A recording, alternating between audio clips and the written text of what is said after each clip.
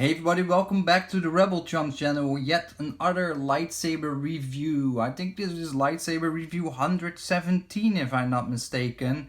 So we're doing a good job ramping up the numbers. Hopefully you guys still enjoy making or looking at lightsaber reviews. Today we have something interesting on the table. This is a Saberforge Dooku. In the past I already have reviewed an Ultimate Works Dooku, and yeah, it's quite different. As you saw my unboxing video, my initial response, and I'm still staying with that. This lightsabers, it's huge. It's among us. It's huge. It's crazy large. I'm gonna measure up really quick for you guys so we have an idea how large we're talking about. So this is my handy dandy measuring. And yes, it's a cursed hilt, so it's going to be a bit harder. And of course, you guys have to do conversion yourself because I'm now in Europe. So yeah, I'm sorry guys in the US, I don't work with inches. And I'm really sorry, I just, in my head, I can't do the conversion. But it's roughly 37.5 inches, or centimeters, 35.7 centimeters. So that's, in my terms, half a meter. Nearly half a meter. Come on, dude. Okay. I am exaggerating a bit, but let's be honest. This thing is huge. This thing is absolutely way too big for a Count Dooku lightsaber. Now, of course, this version from Saberforge, despite its size, is actually not bad. It's a nice looking hilt. It has some really good, nice elements on it. So we're gonna start taking a closer look at the emitter and work our way from down. We start with and of course, sorry guys, I always work with dirty fingerprints because I'm a dirty guy and I'm not wearing gloss normally. We started with the emitter claw. It's really nice. It's it's chromed. And it looks nice and shiny. The point is definitely not sharp at all, like their other Bane server. Is that the Bane? Yeah, the Bane, I believe. That one is super sharp. This one has no sharp edge at all. It looks really nice and solid as well. So because it's solid because it has several places where it's screwed in. As you can see, this runs over the entire length of the body almost. And it's just a very solid piece. Then we have the curved section here. This saber is installed with some electronics unknown to me. I purchased this secondhand and I'm gonna do a live video where I'm gonna open her up very soon and we're gonna take a look what's inside. So stay tuned for that if you're interested to see any red nest or any dramatic installs that we should know of, because apparently this one is broken. The soundboard is not working or the speaker blew up. I don't know yet. We're gonna figure that out. And this one will be up for sale as well. Anyway, very nice detail here. It's completely solid. Maybe when we open her up, we are able to see how that actually functions, how it is secured. If it latches in from the bottom up, which does look like to be the case, or it's just glued in, or it's held in place with a screw.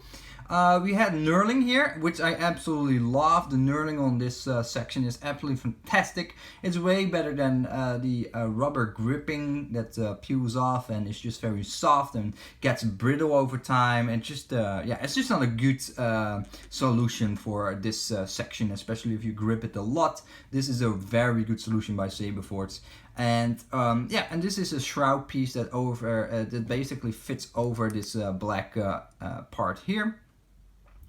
It looks really nice. The only thing that you can see it has a bit of a gold feel to it, a bit of a gold accent to it, and then this bend part is absolutely silver, which I don't know.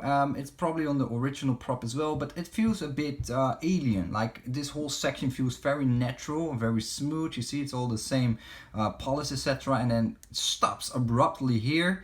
Then you get this bend, and it almost it's like made of a gutter pipe or something. Like it just doesn't fit with the overall design. It might be just the original movie props instead of Saberforge, but this frosting, this weathered frosting on it, I don't know. It feels weird to me. It just doesn't really matches up, and it goes to this point here, and then we have the shiny part again.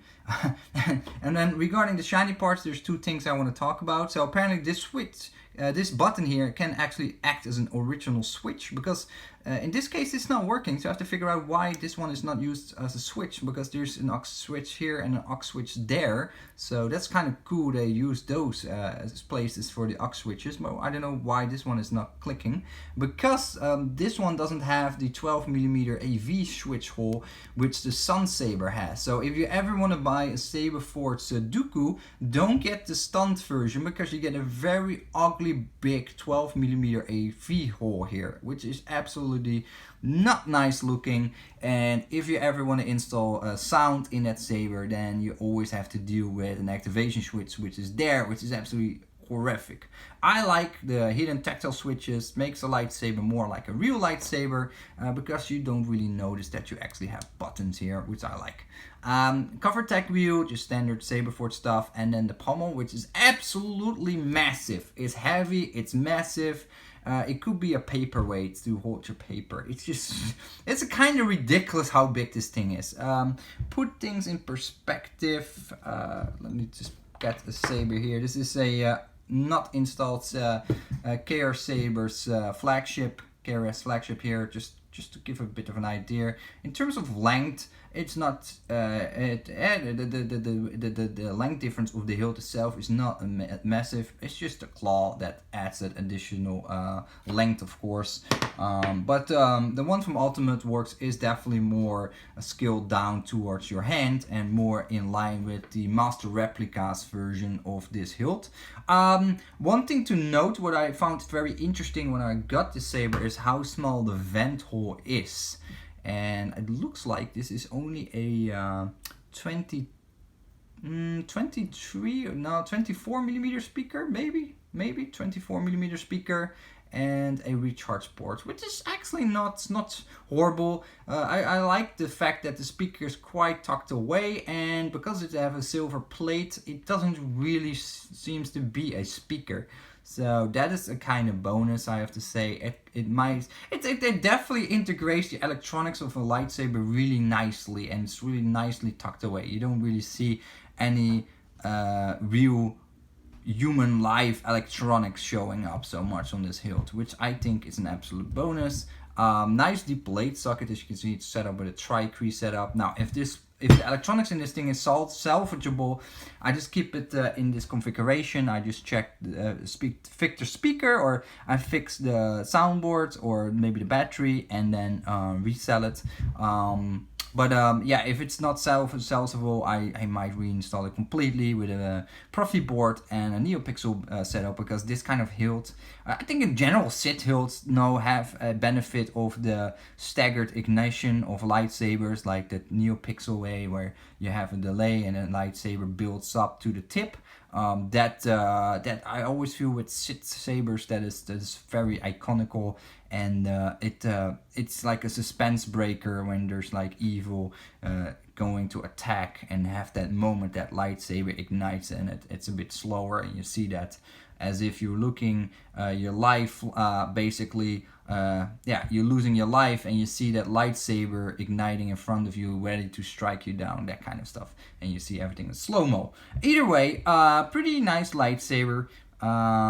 I will, of course, do another review once the electronics are actually working, so you have see a working lightsaber review as well. But yeah, if you want to get a Saberforge Dooku, be aware it's a quite lengthy lightsaber. It's too long for me, in my personal opinion, to be a good Count Dooku lightsaber, because Count Dooku is a man of elegance and prestige, and you know.